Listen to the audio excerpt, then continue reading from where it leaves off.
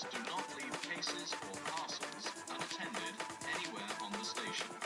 Any unattended articles are likely to be removed without warning.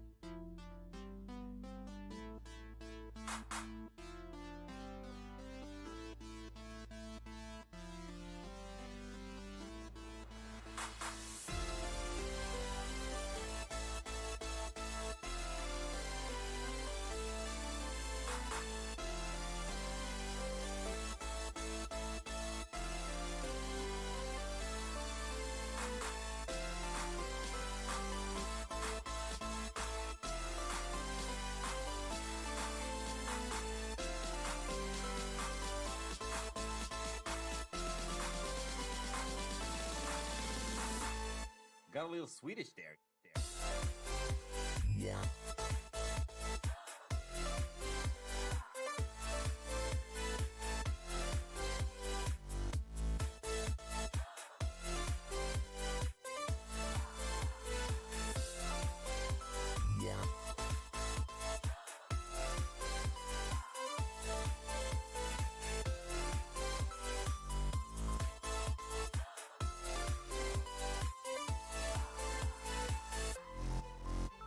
Yeah.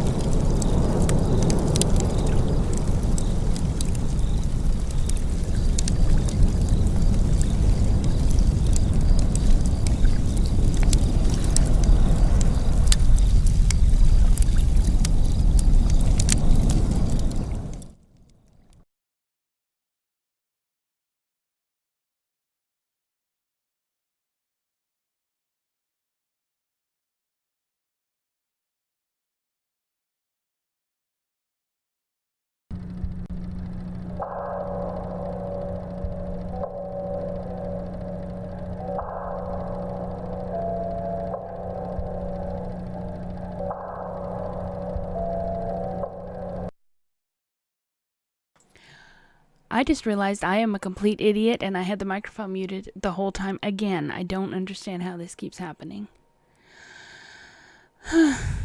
So you missed all of that. I'm sorry, Tedst. I was having a conversation with you and you weren't hearing any of it.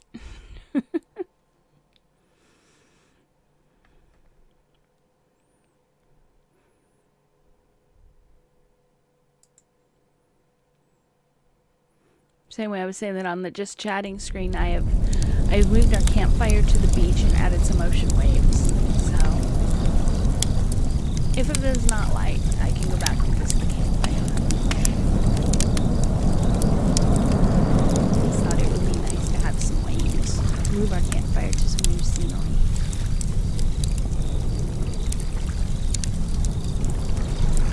Yeah, I don't. This happened to me the last stream too. But all of a sudden I realized the mic's muted. I could have sworn that it wasn't. Someday I will learn. I am a pro streamer. So anyway, tonight's movie is a silent movie. It has been rescored, so I'm hoping that I won't get a copyright strike. Well, a copyright claim. They haven't struck me yet. On YouTube. And then I'm going to finish In Search of the Unknown. I'm glad you like it. I thought that it would be a nice change. We will camp at the beach.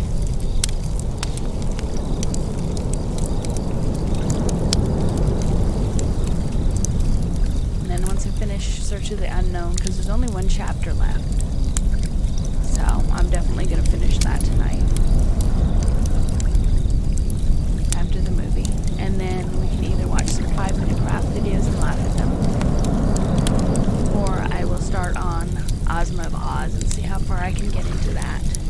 Actually, I found a book of French fairy tales, too, that we could read from.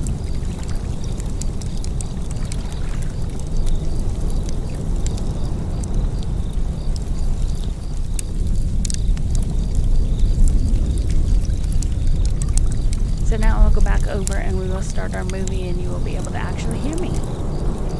And you'll have to let me know if the movie audio needs to be turned down, because I turned it all the way up just out of habit. So if the movie is too loud,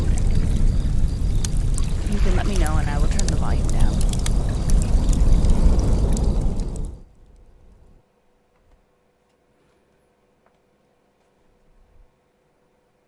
As soon as I find where the movie went.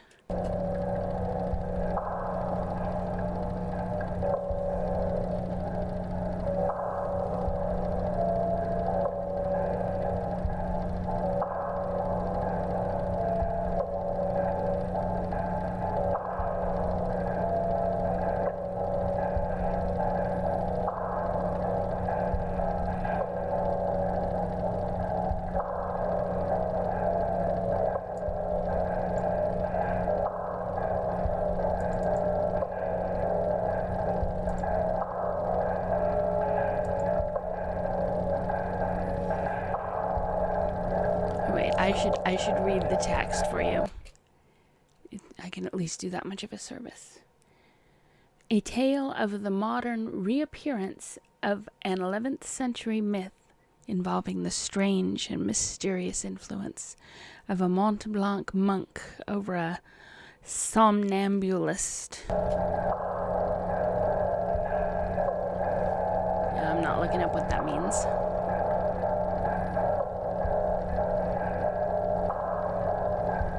This is a horrible first date. I know. Spirits surround us on every side. They have driven me from hearth and home, from wife and child.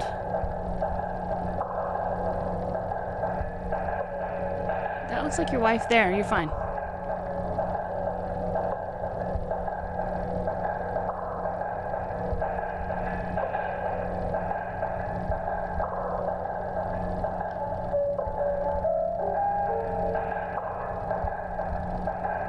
Excuse me, I must leave. I have things to do. No time to talk to you. My betrothed.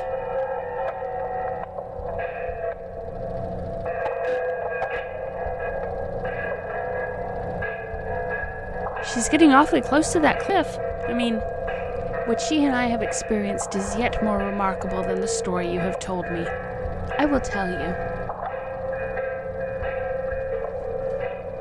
I will tell you of the things we do. In Halstonwall, where I was born,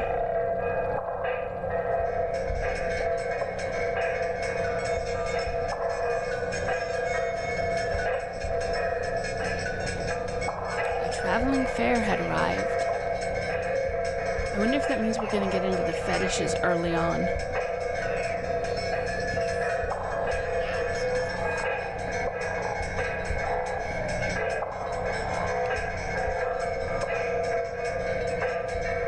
With it came a Mont Blanc, or a Mount Bank. I'm not entirely sure. But it looks crooked.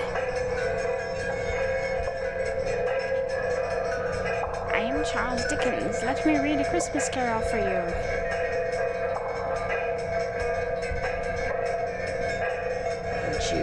Don't you go black on me. My friend Alan.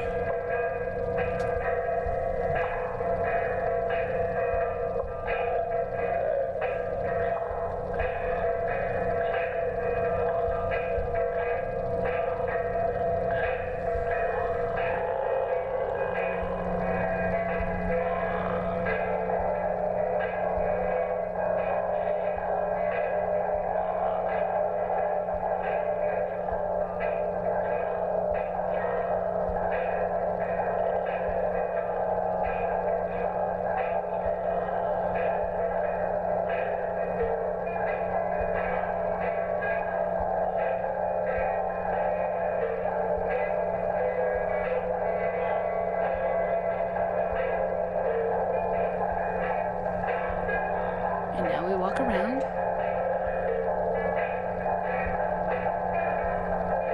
Apparently there's a fair.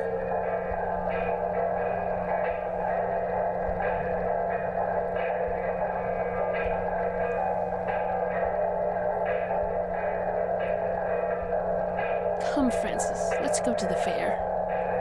Who doesn't love a fair? All the fried food. Buy me a hot dog. Cotton candy.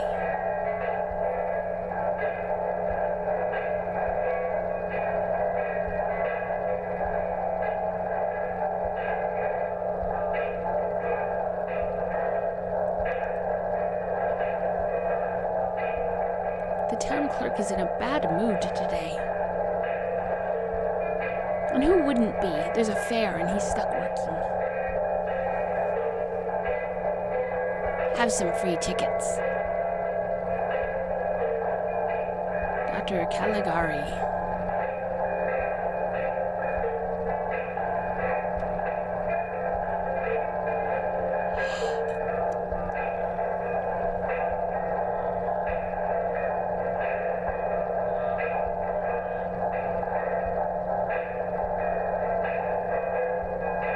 I'm just gonna say I do not like this score that was added to the movie.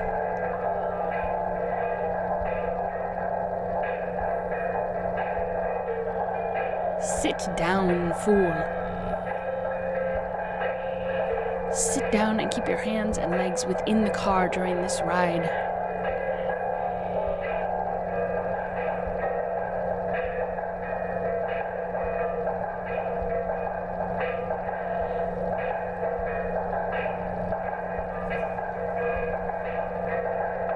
I want a permit to operate my concession at the fair. I don't know why I gave him that voice, but that's what he's got now. What kind of a show is it? A somnambulist. You faker!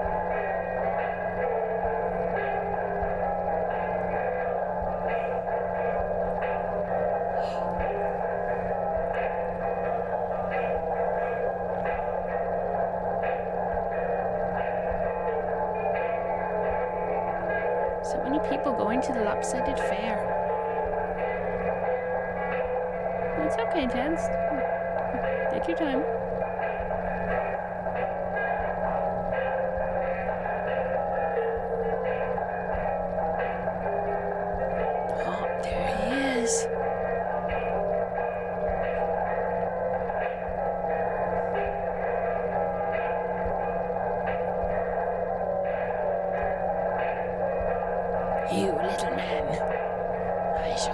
you.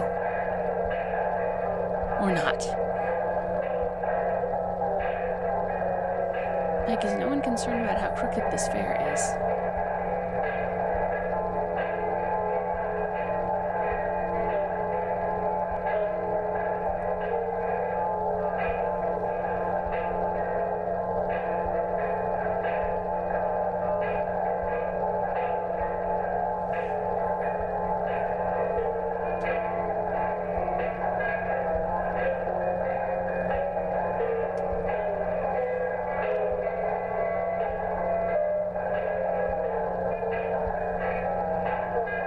I don't need any permit.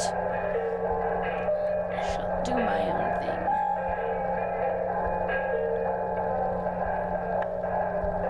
This is a drawing. I made it by myself. Step up, see the amazing Cesar, the somnambulist.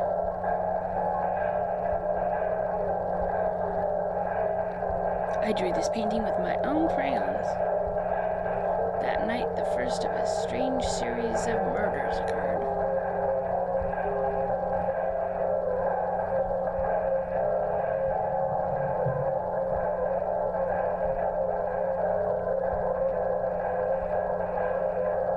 And the first victim was the town clerk. No one cared because they all hated him because he was mean and in a bad mood.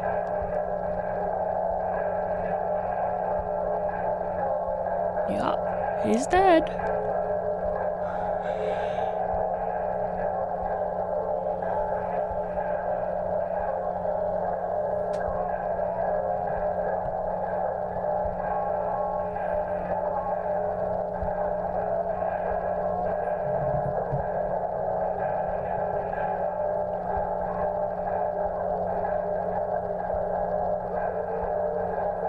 Ring my bell. Step up. Cesar, who has slept for 25 years, is about to wake. Don't miss this.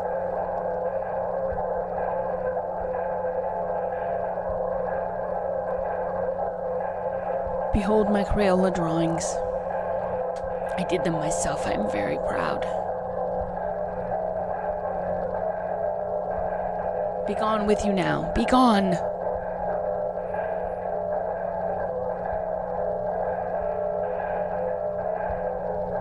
Thank you for your money. Leave now.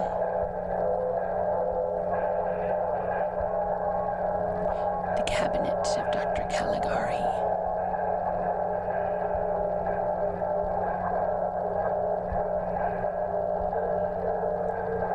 Damn these people, why won't they stay out? I mean, hello, welcome. Hi.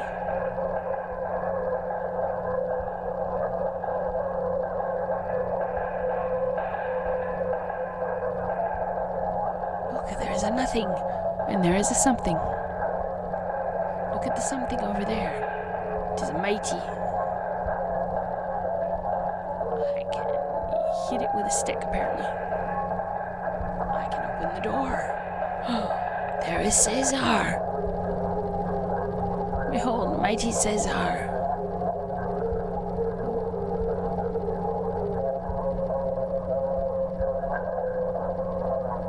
Do I dare touch him? Wake up, Cesar. I, Caligari, your master, command you.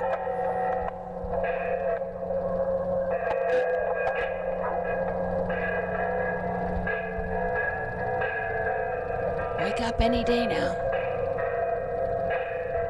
Any day. Open the eyes. You can do it. You can do it. Yay! I can see clearly now. The rain is gone.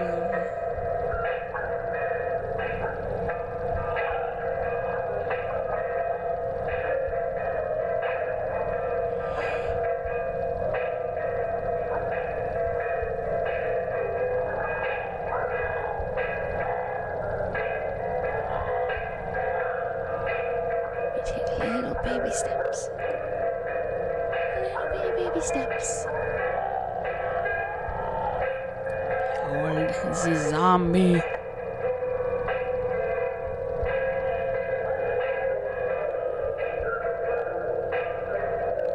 Ladies and gentlemen, Cesar knows all secrets. Ask him to look into your future.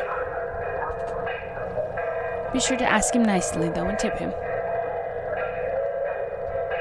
He's like a magic 8-ball. Just shake him up.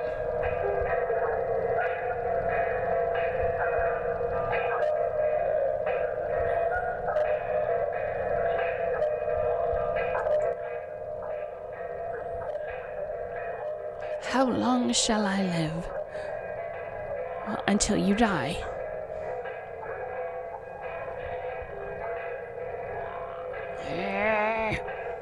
The time is short. You die at dawn. Because I'm going to kill you because you asked a stupid question.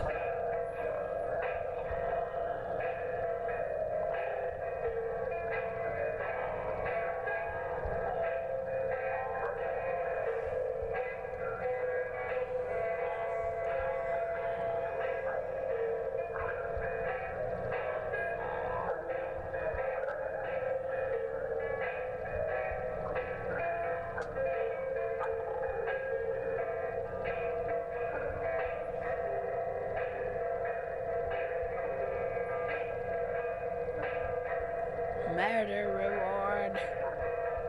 Maybe there's a reward for murdering someone. This is a strange movie. Very strange.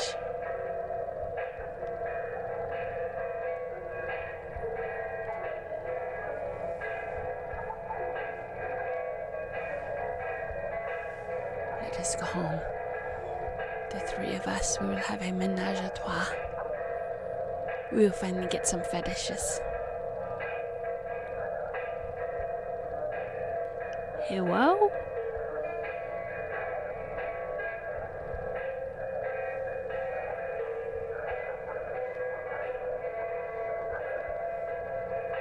He's not there. Oh no, where is my murder puppet? I will hide inside. On the way home. On whose way home, we do not know. Someone was going home. Presumably these two. Someone's gonna get murdered. Alan, we both love her, but no matter how she chooses, let us remain friends.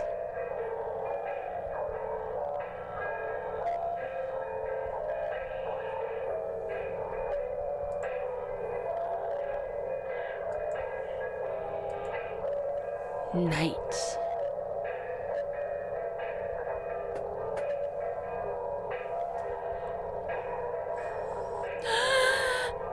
There's a shadow. Ah!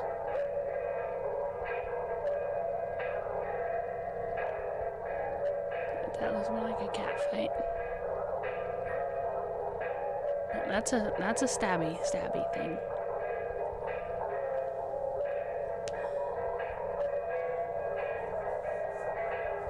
Don't mind me, just passing through.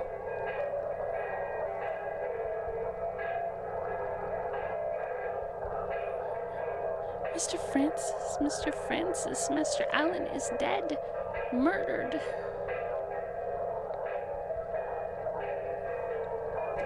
Oh, damn it, I have told him not to go murdering people. Whatever shall I do with him? Oh, welcome back, Teds. You didn't... This is a weird movie.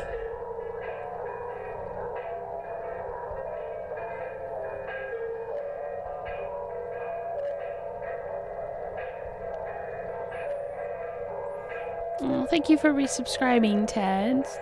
Very sweet of you. I appreciate it very much.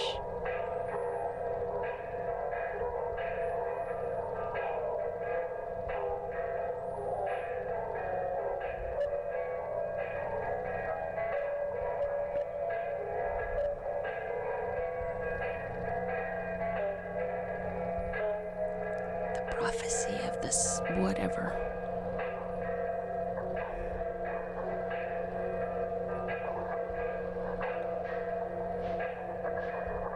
do not like this movie. We run up the stairs. As the twins, they are sleeping.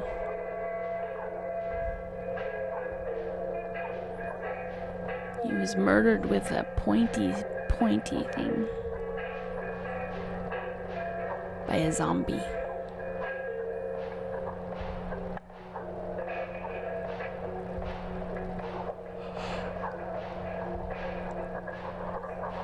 There is something frightful in our midst.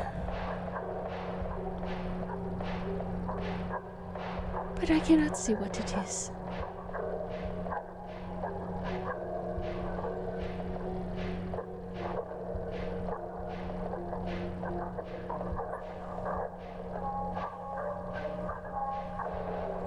Could it be? I don't know.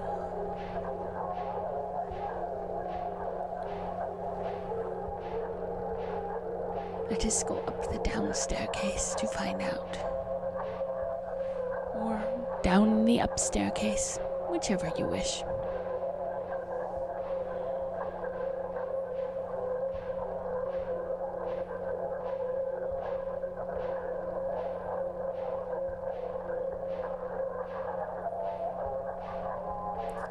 Dear, what will I do?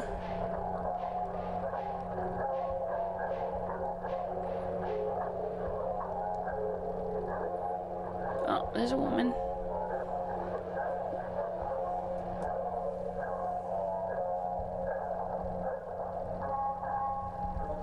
What is your fetish, sir? Tell me. I will fulfill it.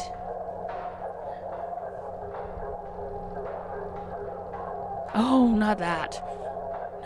No, that is going far too far. Cannot believe you would expect me to do that. No, don't say it. I cannot.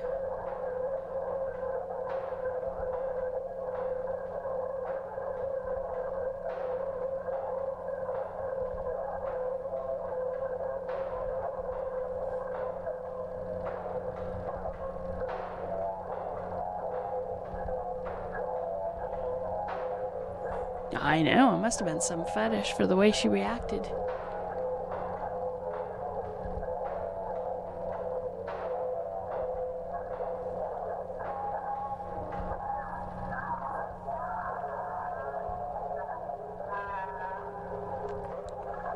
The way that one guy, he's disgusted. He must still be telling him his fetish. Your suspicion of the somnambulist seems justified. I shall ask the police for permission to examine him. Yes, examine the zombie. When the shadows lay darkest, that is when we go do things with the zombie corpses. Things we do not discuss, because it upsets the lady.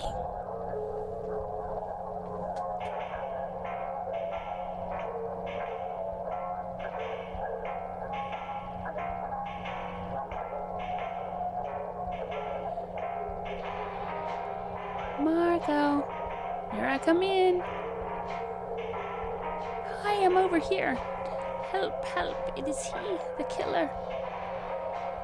Help me, help me.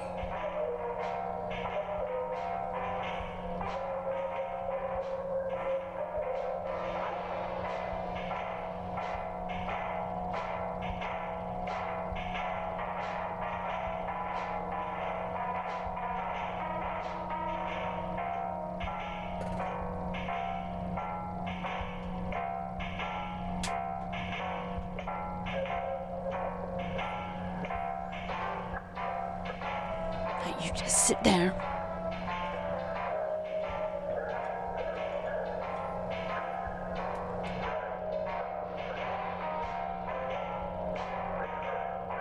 Eat this yummy gruel.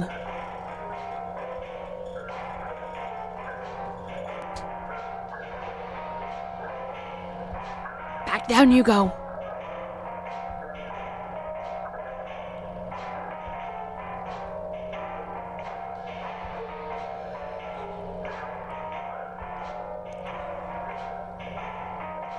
The meaning of this? We have a piece of paper. You read it.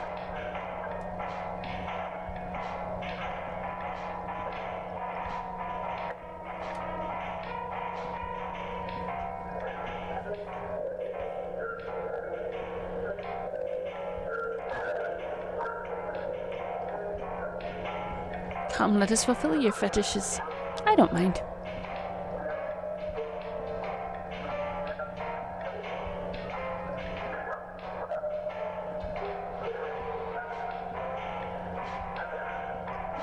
Okay, that one guy looks like a garden gnome.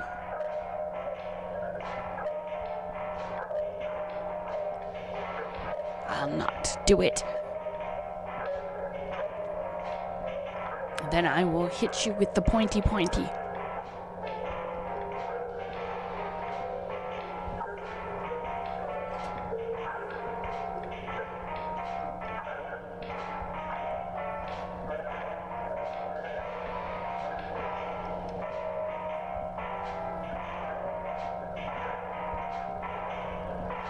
Don't you hurt my zombie. I paid good money for him. What, wake him? Why would you want to wake him? He's a zombie.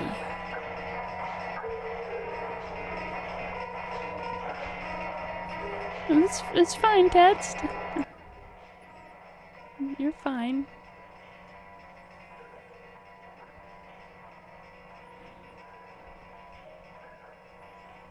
I'm just turning the sound down on this movie because I really do not like the track they put over it.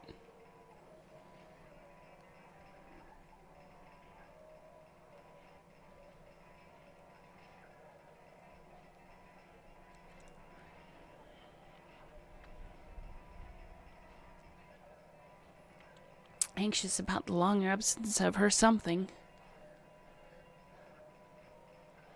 She sits at a table and reads.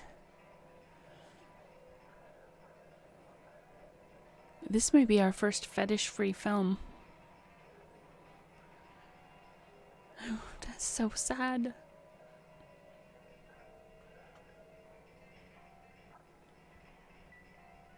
I will not do it. It's true that I tried to kill the old woman.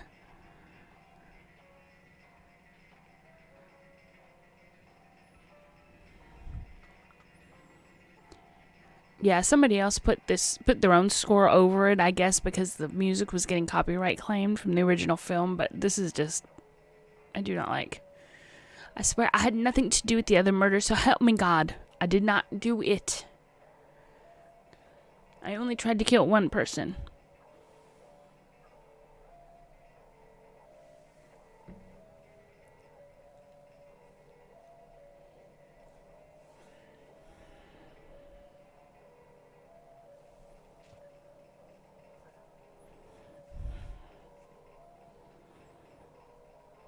I think I'm going to completely mute the audio from that movie and just start Pretzel Rock up again.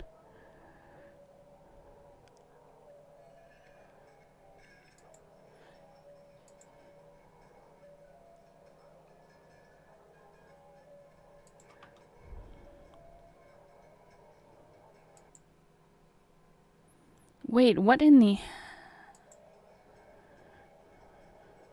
Okay, something is weird. No, the sound is definitely coming from this.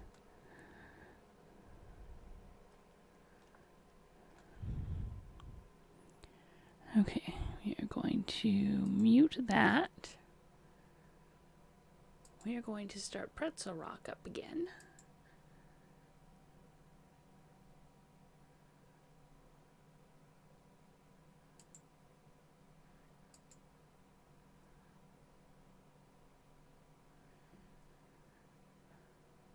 Come on, play. Play songs. Turn the volume back up on Pretzel Rock.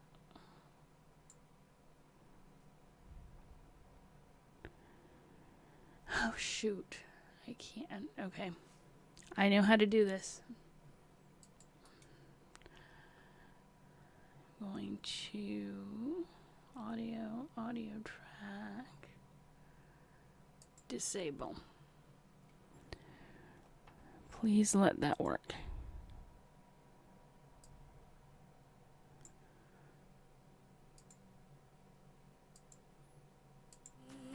Yes. I mean, this movie is so weird anyway. Why not?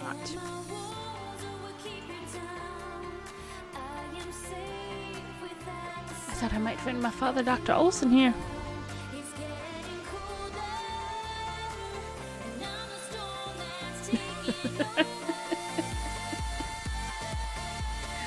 It's actually become instantly better with this music. Come in and wait for him. We haven't gotten a fetish yet in this film.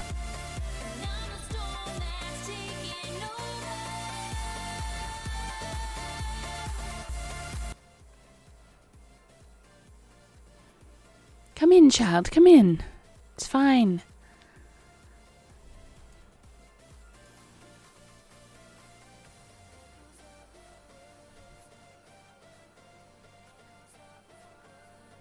Look.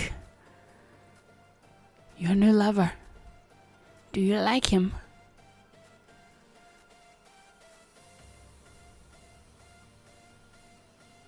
I command you.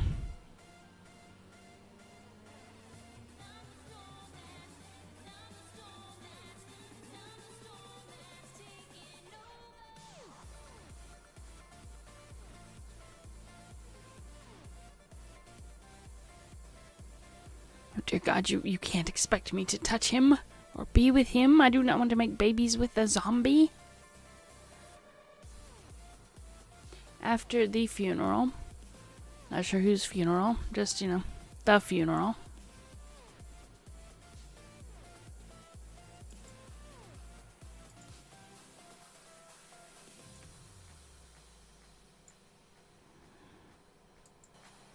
Night again.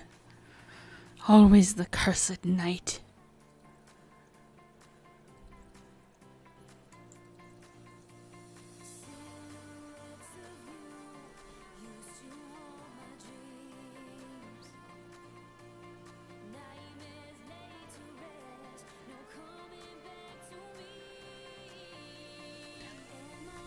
What is this? Can I sneak in? I want to see what is in there. Peeky, peeky. Oh. Must be sneaky. Must run away, run away.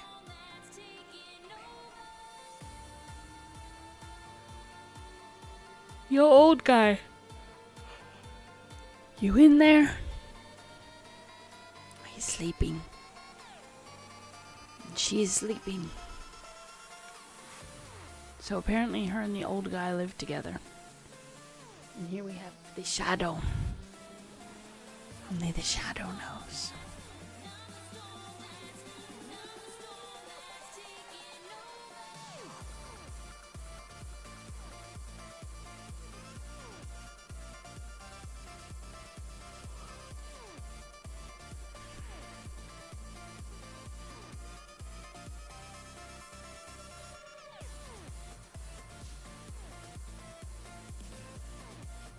And now we will finally maybe get to our first fetish of this film, because every film has a fetish.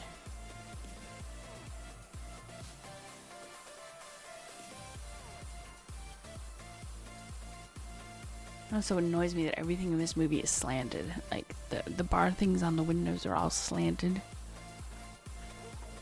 It's not hard to make things stand up straight. Get the lines straight. Uh-oh. Stab her with the pointy.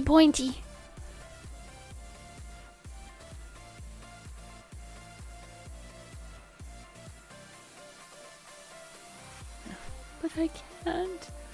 I can't stick it.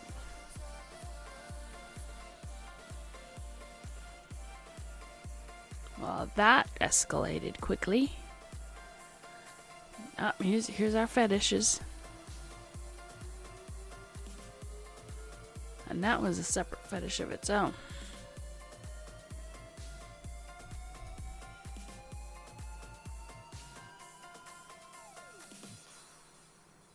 Oh dear, she's gone.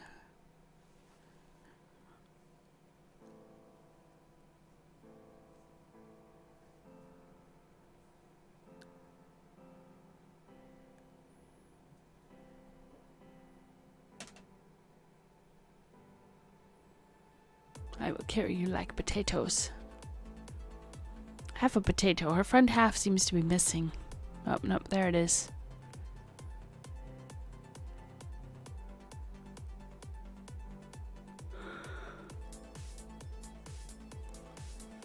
No, I run away. I run away, they would never catch me.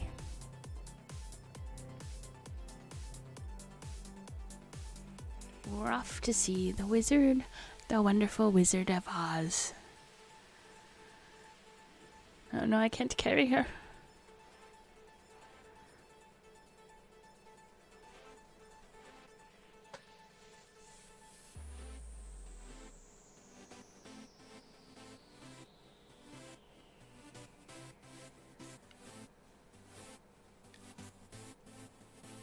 I am a scarecrow now, a scarecrow zombie. Yes. Now I fell down. I'm just gonna sit here and keep staring in that window. Eventually someone will come back.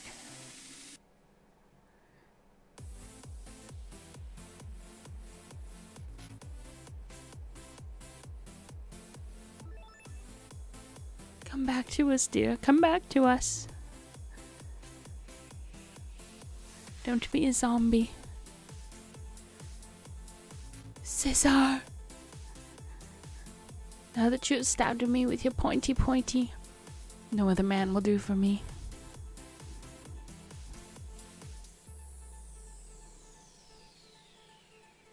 Can't have been Cesar. I've been watching him for hours asleep in his box.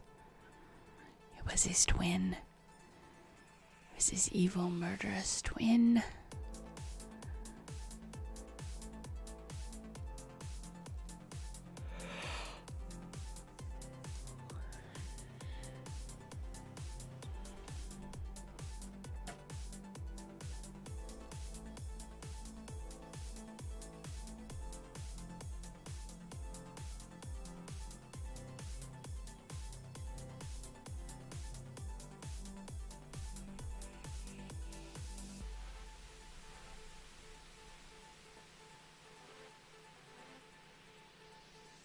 Oh, dear God, what will we do?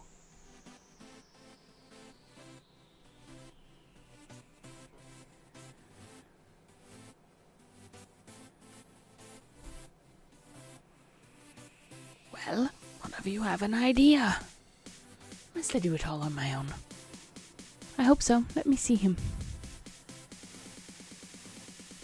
Okay, come on.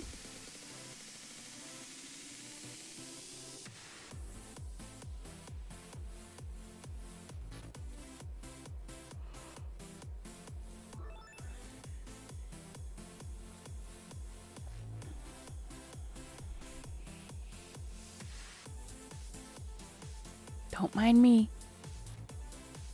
I'm just doing whatever the hell I'm doing on the floor.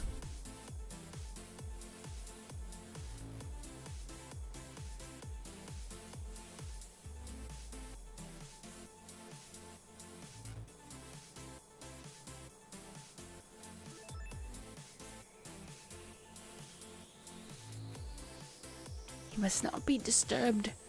He needs his beauty sleep. He gets very cranky if you wake him. Oh, they know not what they do.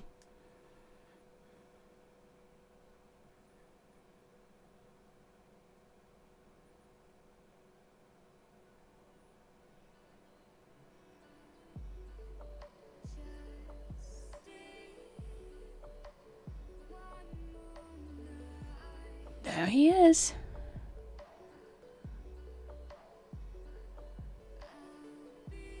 Let us throw him around a bit.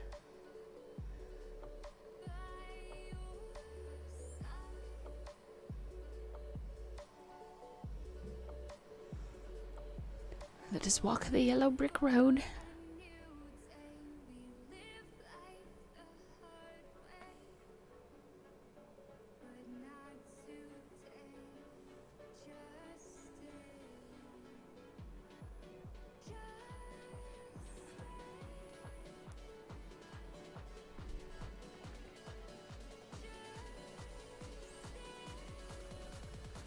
just stand here, hang out. No big. Oh, hello. Have you a patient named Caligari? No. No.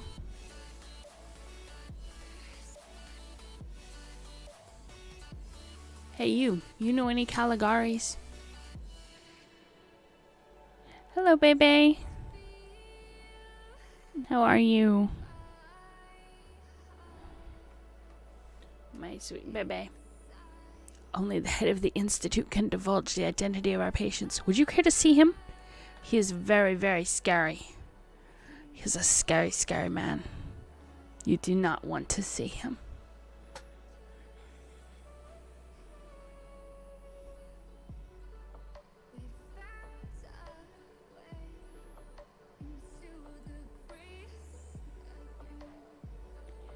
Georgia Tech got hacked and leaked your social security number? Oh no. That is horrible. Are they gonna offer any kind of identity theft protection for you? That's right. Who's that boyfriend? It's Ebe. It's Ebe. I don't know. Is Ebe the evolved form of Bebe? Or is Ebe the first form and Bebe is the evolved form? A year free? Well, I mean, that's something, but I think they should do more than a year. Hopefully nothing becomes of it, but they should definitely do at least 5 years.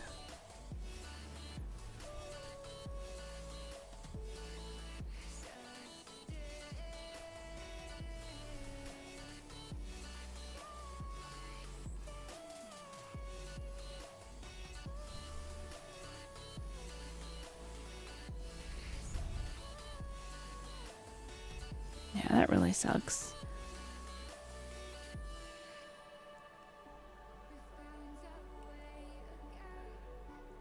It sucks that our information is everywhere, and when they have a leak, you don't hear about it until so much time has gone by and your information is already being out there traded amongst the criminals.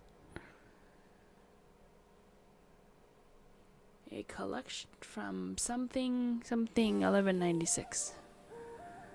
I don't even know what this movie is. I lost my grasp on any plot. I don't think there is a plot.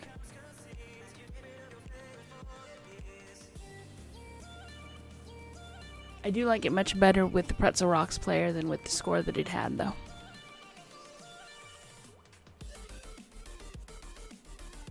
In the year 1093, a monk named Caligari visited the small towns of northern Italy, traveling around with his whatever that is named Caesar, whom he carried in a rough wooden case, something like a something.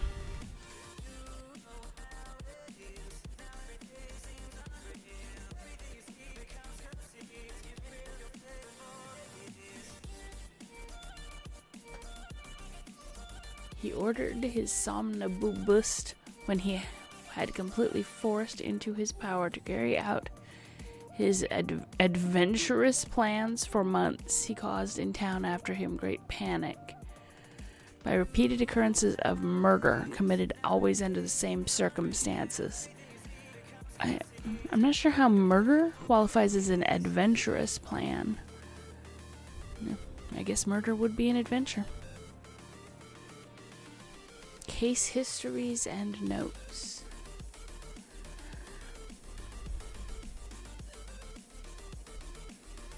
Dear God, are they all blind that they have to get their noses on it to read it?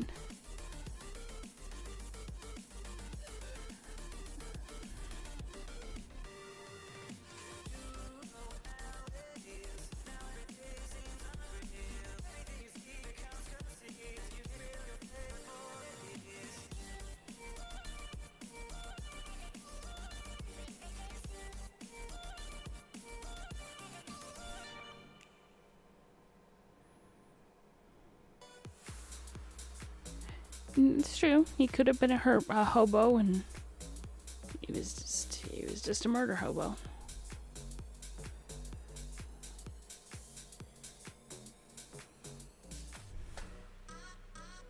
His plan was to murder people on every continent. My son, he lives, oh happy day. Let me look for the spell. I could find the right one. I saw this episode of Harry Potter.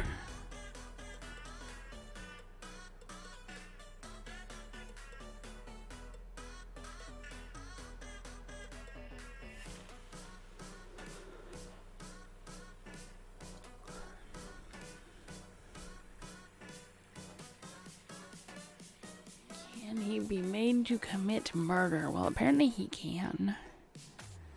Because he keeps killing people with his pokey stabby thing.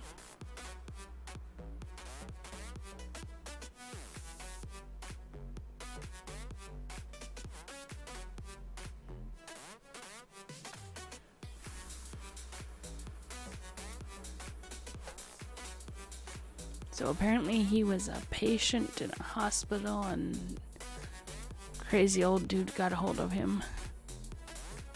Temptation. And still no fetishes in this movie.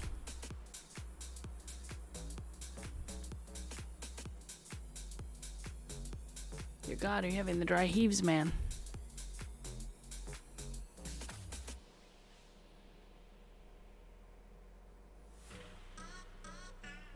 I must know. I will become Caligari. Or I will die of a heart attack, because that's more fitting how you were acting. Now I must run away with my bundle of whatever it is. No, I must run the other way. There's writing in the sky. And now it's gone.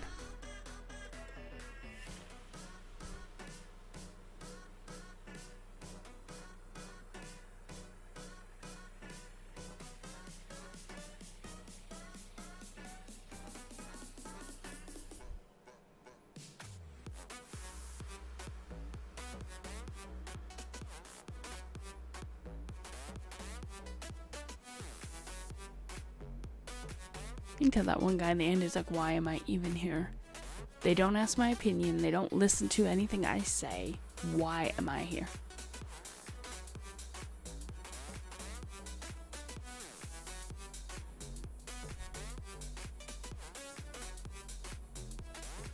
The sleeper has been found dead in the ravine. I don't even know at this point what the sleeper refers to.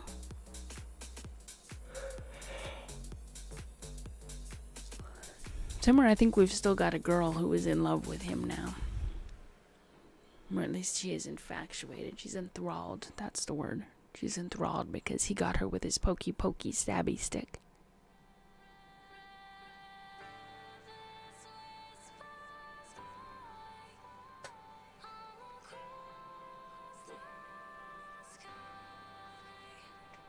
Well, let us bring the box back with us.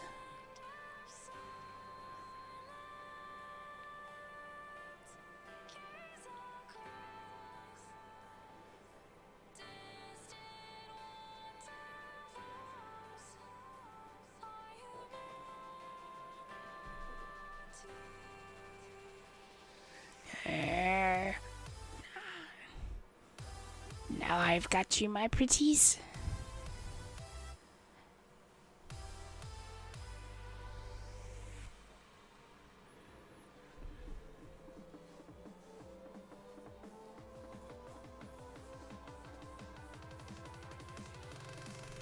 Come on, Grandpa. He's been here to talk to you.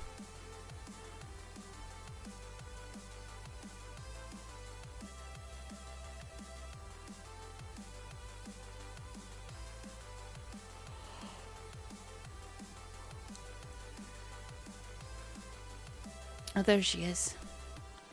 I think that's her. Maybe it's him. I can't tell. This is my son. I shall punch you.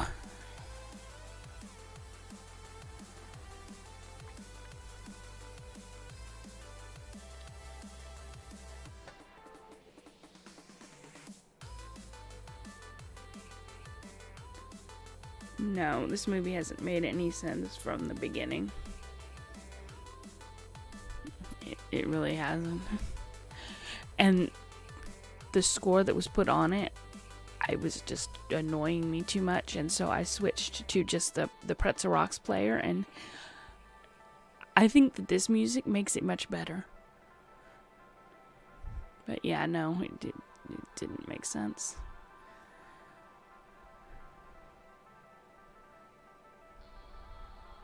Looking rough there, dude. I think there's a zombie in a cabinet, and the old guy wanted to display him at the town fair, and the town clerk said no and called him a faker. Fakir, a faker. And the next morning, the town clerk was dead. Today he is a raving madman chained in his cell. So sad. It's so sad.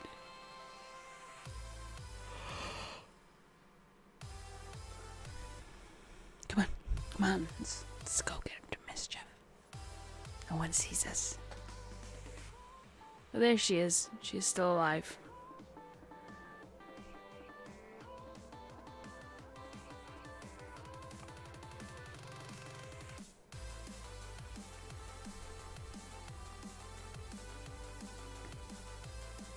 I will play my invisible piano.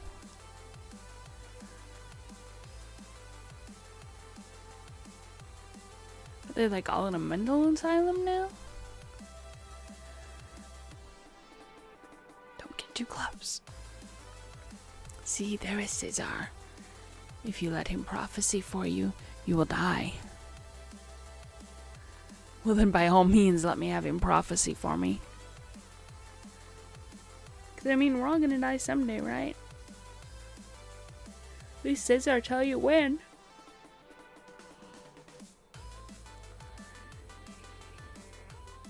Come back. Oh, my beloved. I love you even though he got you with his pokey stabby stick. Jane, I love you. When will you marry me?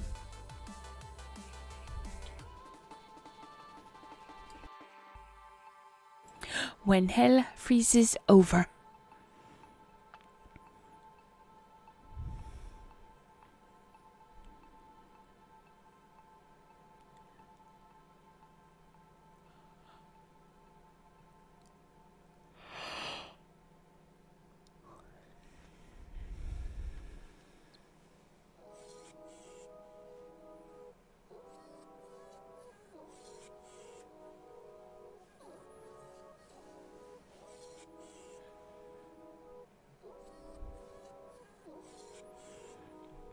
Hit friend zoned.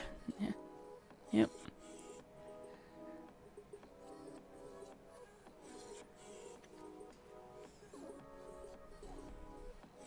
He is Caligari.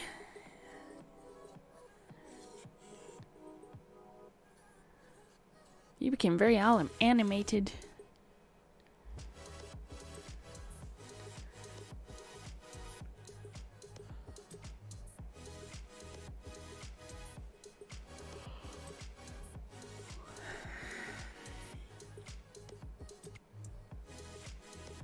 God, what'd they do? Mummify him? Oh, no.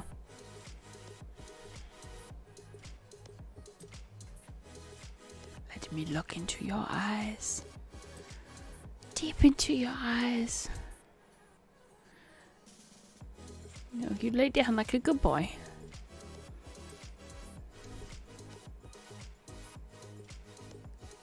At last I recognize his mania. He believes me to be the mythical Caligari. Astonishing. But I think I know how to cure him now.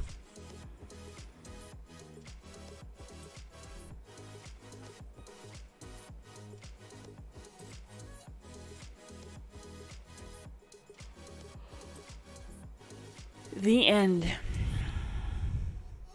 I know how to cure him, but I'm not going to tell you. Because fuck you all. I'll not tell you. Okay, so that was a movie. And I say that a lot, but dear God, that was a horrible movie. No one gets it, baby. No one gets it. Let's go back to our lovely fire. We have our lovely fire, our ocean waves. Was it a movie? It was supposed to be a movie. I downloaded it from archive.org and it said that it was a movie from like the I don't know. It's been the butt crack of the dawn of time, apparently. But it had another soundtrack added onto it and it annoyed me. So now we are back to our campfire at the beach. And I like the campfire at the beach.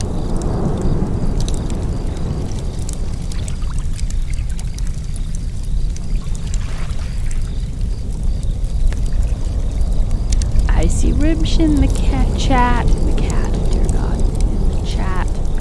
Hello, Ribsh. The fire and waves are a little loud. You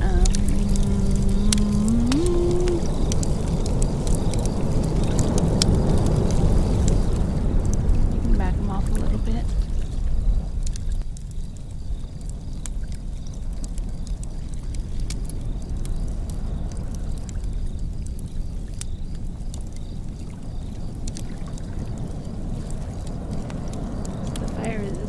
That it has always been at. Oh, I do need to mute the... Oh, you know what? I bet I know what happened because I'm an idiot. No desktop audio is coming through.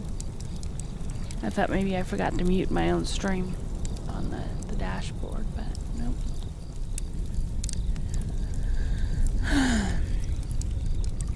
Okay, well, now that we are done with that mess and we are never ever revisiting it again, I'm deleting that. No rewatches of that. I am going to take a pee break because I had the brilliant idea to listen to an app that said I should drink 161 ounces of water a day, so I did. Pee breaks. So I am going to be right back and I will finish the last chapter of In Search of the Unknown, and then after that we'll see what we're going to do. So it will not take me long, I promise. Yeah, that is a lot of ounces. I should not have done that. I'm going to be peeing all night. But I will not be dehydrated, and that's the important thing, right? Right. Yeah. Okay, I will be right back.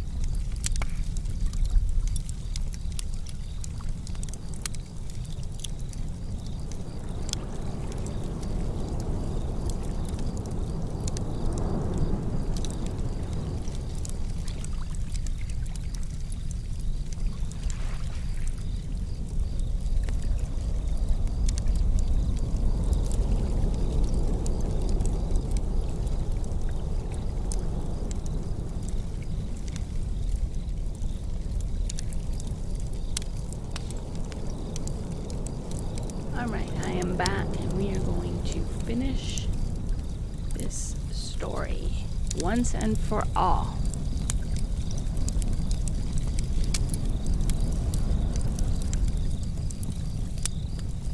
Let me try to adjust the fire. I don't know why the fire on the beach are so loud now.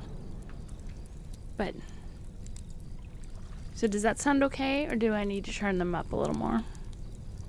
Because I'm just looking at my equalizer bars on there and realizing that they were just as loud as I was.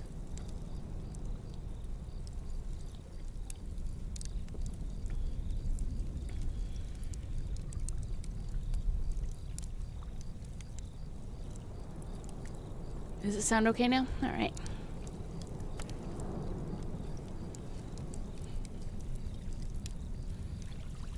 Alright, for those of you who haven't been keeping up, this story began about some guy who worked for a zoology department, and he was looking for extinct creatures. And I'll be honest, I thought it was kind of a boring story.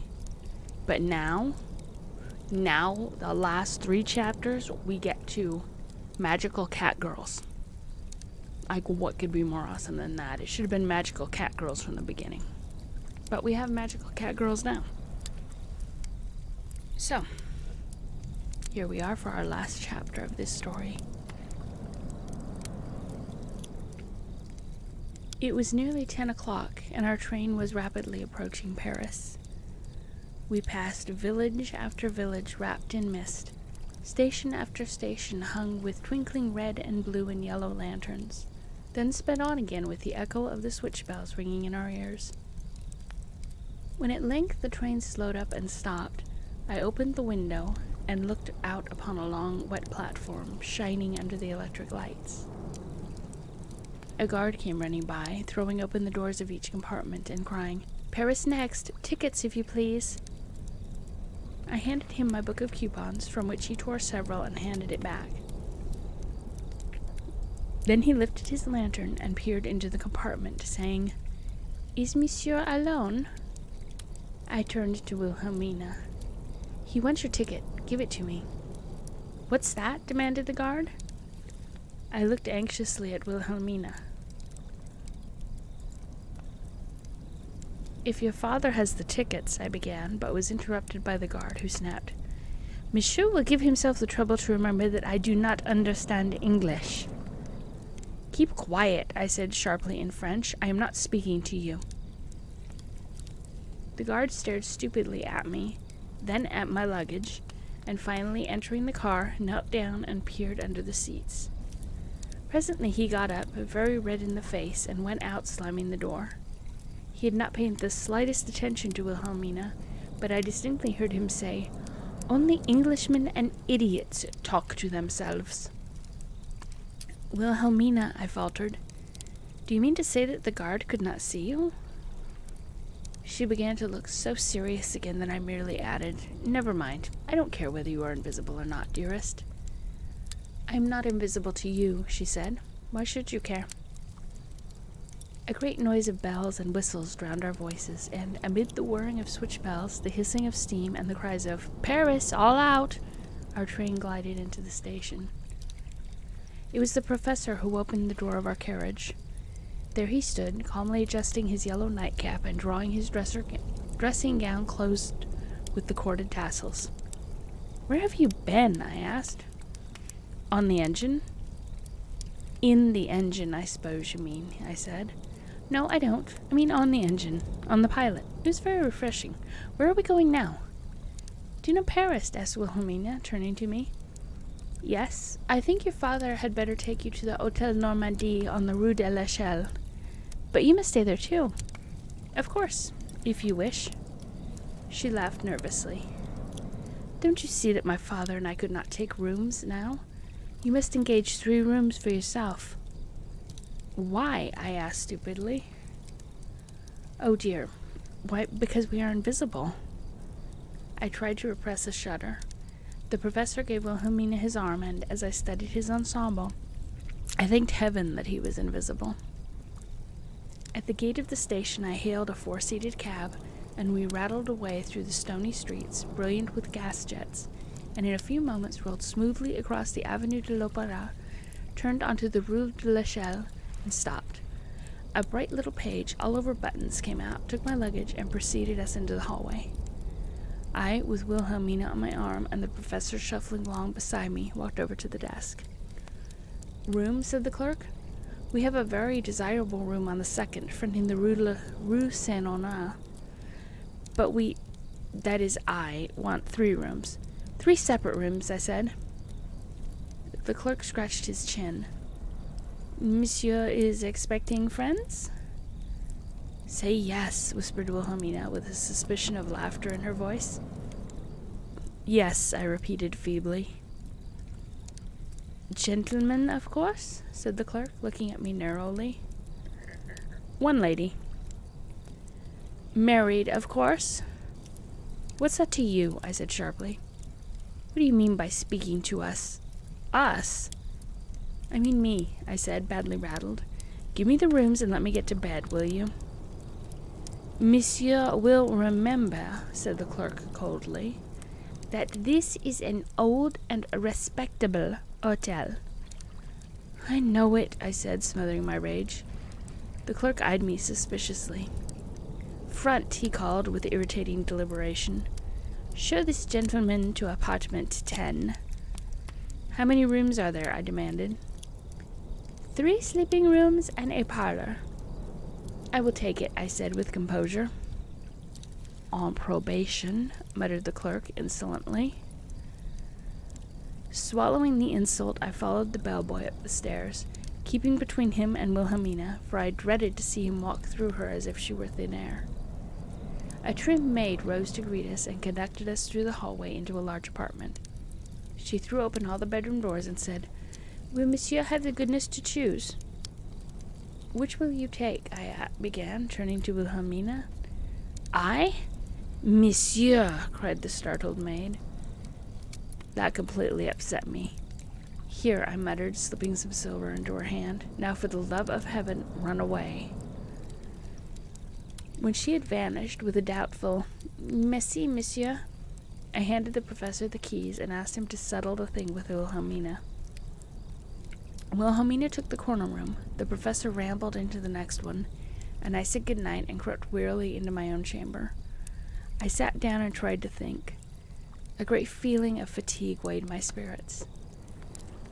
"I can think better with my clothes off," I said, and slipped the coat from my shoulders. How tired I was. "I can think better in bed," I muttered, flinging my cravat on the dresser and tossing my shirt studs after it. I was certainly very tired. "Now," I yawned, grasping the pillow and drawing it under my head. "Now I can think a bit." But before my head fell on the pillow, sleep closed my eyes. I began to dream at once. It seemed as though my eyes were wide open and the professor was standing beside my bed. "Young man," he said, "you've won my daughter and you must pay the piper." "What piper?" I said. "The Pied Piper of Hamelin." "I don't think," replied the professor vulgarly, and before I could realize what he was doing, he had drawn a reed pipe from his dressing gown, and he was playing a strangely annoying air. Then an awful thing occurred. Cats began to troop into the room. Cats by the 100. Toms and tabbies, gray, yellow, Maltese, Persian, Manx, all purring and all marching round and round, rubbing against the furniture, the professor, and even against me. I struggled with the nightmare. "Take them away," I tried to grasp. "Nonsense," he said. "Here is an old friend." I saw the white tabby cat of the Hôtel Saint-Antoine. "An old friend," he repeated, and played a dismal melody on his reed. I saw Wilhelmina enter the room, lift the white tabby in her arms, and bring her to my side. "Shake hands with him," she commanded. To my horror, the tabby deliberately extended a paw and tapped me on the knuckles. "Oh," I cried in agony, "this is a horrible dream. Why, oh why can't I wake?" "Yes," she said, dropping the cat. "It is partly a dream, but some of it is real. Remember what I say, my darling. You are going to go tomorrow morning and meet the 12 o'clock train from Antwerp at the Gare du Nord. Papa and I are coming to Paris on that train. Don't you know that we are not really here now, you silly boy? Good night, then. I shall be very glad to see you." I saw her glide from the room, followed by the professor, playing a gay quick-step to which the cats danced 2 by 2. "Good night, sir," said each cat as it passed my bed, and I dreamed no more. When I awoke, the bed had vanished. I was in the street, walking rapidly. The sun shone down on the broad white pavements of Paris, and the streams of busy life flowed past me on either side. How swiftly I was walking! Where the devil was I going? Surely I had business somewhere that needed immediate attention. I tried to remember when I had awakened, but I could not. I wondered where I had dressed myself. I had apparently taken great pains with my toilet, for I was immaculate, monocle and all, even down to a long-stemmed rose nestled in my buttonhole. I knew Paris and recognized the streets through which I was hurrying. Where could I be going? What was my hurry? I glanced at my watch and found I had not a moment to lose. Then, as the bells of the city rang out midday, I hastened into the railroad station on the Rue Lafayette and walked out to the platform. And as I looked down the glittering track, along the distant curve shot a locomotive followed by a long line of cars. Nearer and nearer it came, while the station gongs sounded and the switch bells began ringing all along the track. "Antwerp Express!" cried the sous-chef de gare, and as the train slipped along the tile platform, I sprang upon the steps of a first-class carriage and threw open the door. "How do you do, Mr. Kensett?" said Wilhelmina Wythe, springing lightly to the platform. "Really, it is very nice of you to come to the train." At the same moment, a bald, mild-eyed gentleman emerged from the depths of the same compartment, carrying a large covered basket. "How are you, Kensett?" he said. "Glad to see you again. Rather warm in that compartment. No, I will not trust this basket to an expressman. Give Wilhelmina your arm and I'll follow. We go to the Normandy, I believe?" All the morning I had Wilhelmina to myself, and at dinner I sat beside her, with the professor opposite. The latter was cheerful enough, but he nearly ruined my appetite, for he smelled strongly of catnip. After dinner he became restless and fidgeted about in his chair until coffee was brought, and we went up to the parlor of our apartment.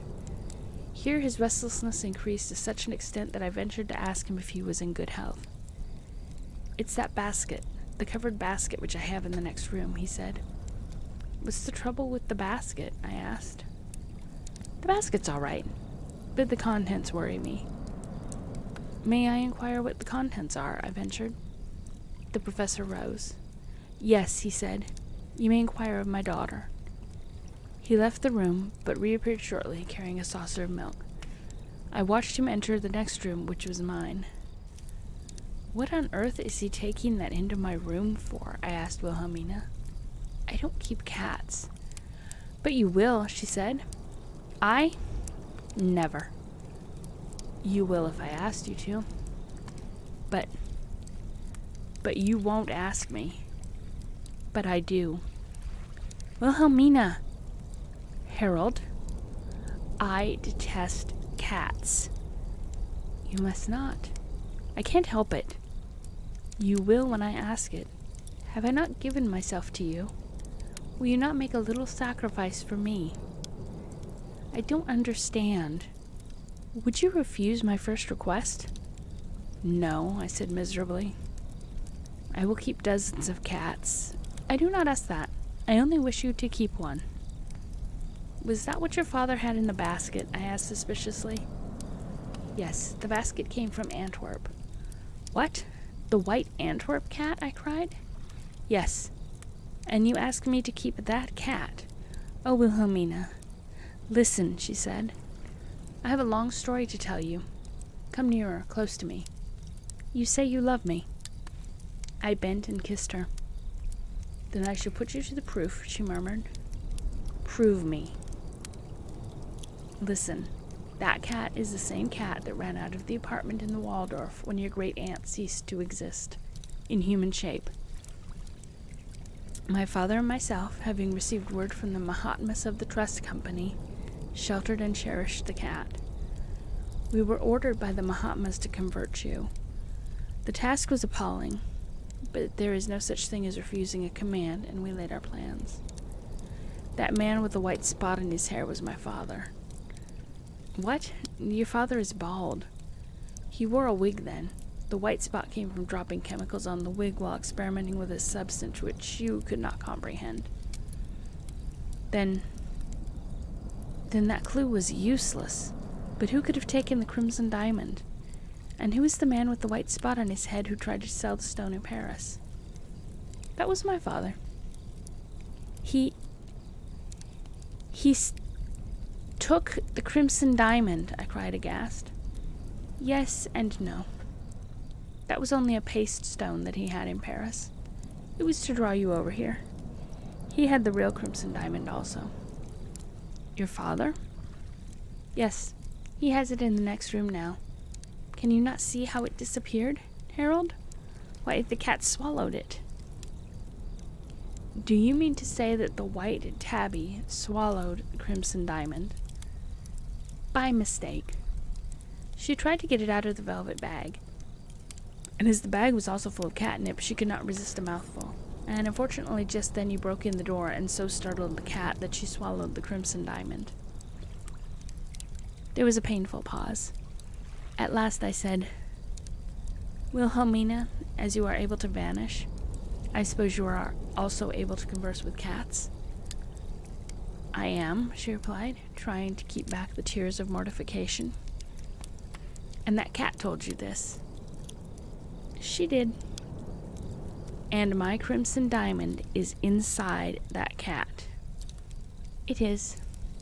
Then, I said firmly, I am going to chloroform the cat. Harold, she cried in terror, that cat is your great aunt. I don't know to this day how I stood the shock of that announcement, or how I managed to listen while Wilhelmina tried to explain the transmigration theory, but it was all Chinese to me. I only knew that I was a blood relation of a cat, and the thought nearly drove me mad. Try, my darling, to love her, whispered Wilhelmina. She must be very precious to you. Yes, with my diamond inside her, I replied faintly. You must not neglect her, said Wilhelmina. Oh no, I'll always have my eye on her. I mean, I will surround her with luxury, or milk and bones and catnip and books, or... Does she read? Not the books that human beings read. Now, go and speak to your aunt, Harold. How the deuce... Go. For my sake, try to be cordial. She rose and led me unresistingly to the door of my room. Good heavens, I groaned, this is awful. Courage, my darling, she whispered. Be brave for love of me. I drew her to me and kissed her. Beads of cold perspiration started in the roots of my hair, but I clenched my teeth and entered the room alone. The room was dark, and I stood silent, not knowing where to turn, fearful lest I step on my aunt. Then, through the dreary silence, I called, Auntie! A faint noise broke upon my ear, and my heart grew sick, but I strode into the darkness, calling hoarsely, Aunt Tabby, it is your nephew. Again the faint sound. Something was stirring there among the shadows. A shape moving softly along the wall. A shade which glided by me, paused, wavered, and darted under the bed. Then I threw myself on the floor, profoundly moved, begging, imploring my aunt to come to me. Auntie, Auntie, I murmured, your nephew is waiting to take you to his heart. At last I saw my great-aunt's eyes shining in the dark. The young man's voice grew hushed and solemn, and he lifted his hands in silence. Close the door. That meeting is not for the eyes of the world. Close the door upon that sacred scene where great-aunt and nephew are united at last. A long pause followed. Deep emotion was visible in Miss Barrison's sensitive face. She said, Then, you are married? No, replied Mr. Kensett in a mortified voice. Why not? I asked, amazed. Because, he said, although my fiancée was prepared to accept a cat as her great-aunt, she could not endure the complications that followed. What complications? Inquired Miss Barrison. The young man sighed profoundly, shaking his head. My great aunt had kittens, he said softly.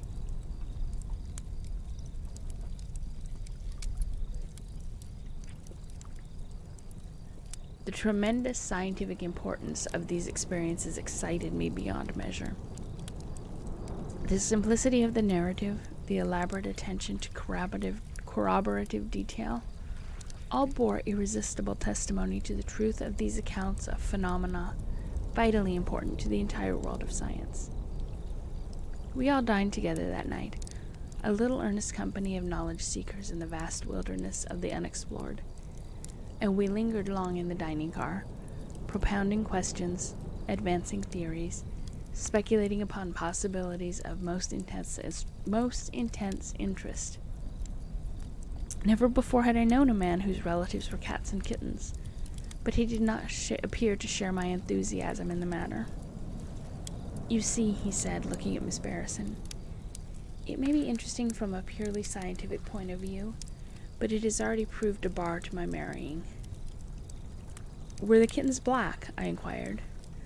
No, he said. My aunt drew the color line, I am proud to say. I don't see, said Miss Barrison, why the fact that your great aunt is a cat should prevent you from marrying. It would prevent me, said the young man quickly. Not me, mused Miss Barrison, if I were really in love. Meanwhile, I had been very busy thinking about Professor Farrago, and, coming to an interesting theory, advanced it. If, I began, he marries one of those transparent ladies, what about the children? Some would be no doubt transparent, said Kensett. They might be only translucent, suggested Miss Barrison. Or partially opaque, I ventured, but it's a risky marriage, not to be able to see what one's wife is about. That is a silly reflection on women, said Miss Barrison quietly. Besides, a girl need not be transparent to conceal what she's doing. This observation seemed to end our postprandial and tripartite conference. Miss Barrison retired to her stateroom presently. After a last cigar, smoked almost in silence, the young man and I bade each other a civil good night and retired to our respective berths. I think it was at Richmond, Virginia, that I was awakened by the porter shaking me very gently and repeating in a pleasant, monotonous voice, "Telegram for you, sir. Telegram for Mr. Gillen, sir. Done call you leaving time since breakfast, sir. Last call for luncheon, sir. Telegram for—" Heavens, I muttered, sitting up in my bunk. Is it as late as that? Where are we? I slid up the window shade and sat blinking at a flood of sunshine. Telegram? I said, yawning, rubbing my eyes. Let me have it. All right, I'll be out presently. Shut that curtain. I don't want the entire car to criticize my pink pajamas. Ain't nobody in the car. Excusing yourself, sir, grinned the porter, retiring. I heard him but did not comprehend, sitting there sleepily unfolding the scrawled telegram. Suddenly my eyes flew wide open. I scanned the dispatch with stunned incredulity. Atlanta, Georgia. We couldn't help it. Love at first sight. Married this morning in Atlanta. Wildly happy. Forgive. Wire blessing. Signed, Harold Kensett and Helen Barrison Kensett. Porter, I shouted. Porter, help. There was no response. Oh, Lord, I groaned and rolled over, burying my head in the blankets, for I understood at last that science, the most jealous, most exacting of mistresses, could never brook a rival. The end. We finally finished that book. That book which I thought I would never get through. But it was at least interesting in the end. We had cats. Cats make everything better, right? Yeah, the story definitely took a turn. Like I said, we went from looking for previously extinct animals to magic and cats. And apparently Miss Barrison, who had been the stenographer, ran off with Harold Kensett, the one who told the story of the cat girl, since he didn't marry Wilhelmina. And Instead, he married Miss Barrison, who our narrator was in love with. So all of that, and he still ended up alone, which is kind of sad.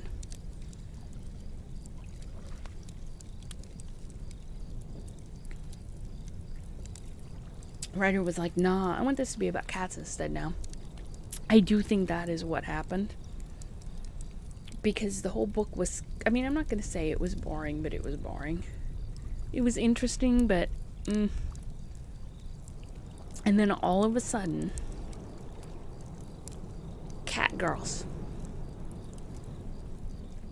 So yeah, it was definitely a turn. An unexpected turn.